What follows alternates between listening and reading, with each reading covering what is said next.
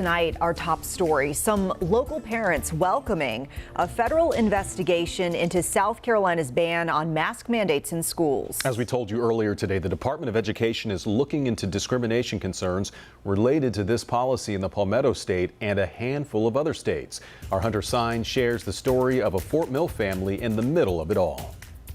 The Palmetto State under federal investigation. The Department of Education looking to see if South Carolina is discriminating against students with disabilities by banning mask mandates in schools. It's kind of like the government has failed us on every level. For Fort Mill mother Christa Kedar, it's welcomed news. It feels as though all these parents are stuck. Her daughter Mira was supposed to walk into kindergarten this year, but because of South Carolina state law, Fort Mill schools cannot require masks.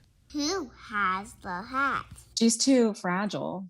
You don't know what this variant's going to do to kids. You don't know what this virus is really going to do long term, so why risk it? Her daughter's doctor told her to keep her home, especially when factoring in Mira's asthma. It made me sad. The decision difficult for this mother to tell her daughter.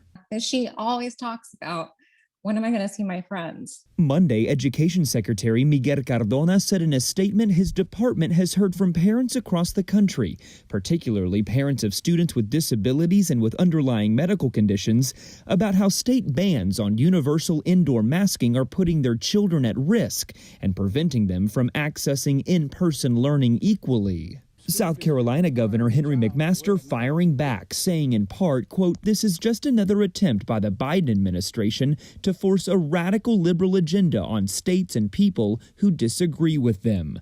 A health crisis at a crossroads with politics, with families in the middle."